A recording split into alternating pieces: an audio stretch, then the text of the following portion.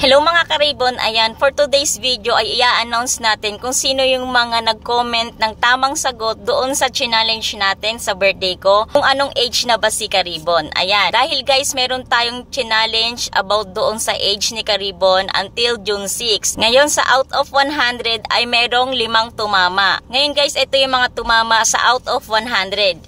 Ito si Ate Mariel nag-comment ng 36. Then si Ate Jewel, nag-comment din siya ng 36. And then si Ate Baby, ang comment din niya ay 36. Si Ate Rema Morano.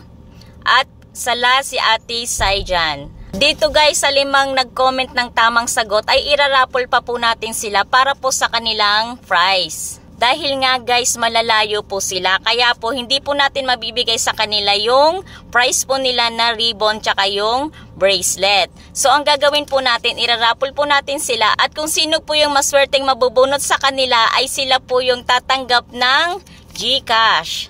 Ayan guys, ibibilog natin to sila dito.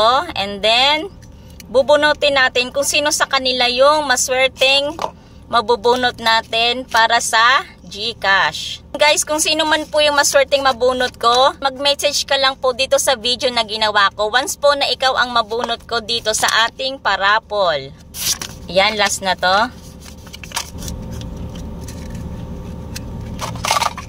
Ayan guys, ito na po yung 5 bubunutin natin para sa ating maswerteng magbibigyan ng GCash. Ayan guys. Ayan guys. Ito haalugin natin to para walang daya. Ito po yung 5 nag-comment ng tamang sagot doon po sa challenge natin na sa age po ni Karibon. Ayan guys, ito bubunutin na natin ha. O, bubunutin na natin siya. Ano ba ito? Dalawa, tikit-tikit. Okay guys, ito na po yung nabunot natin doon sa 5. Naks, excited.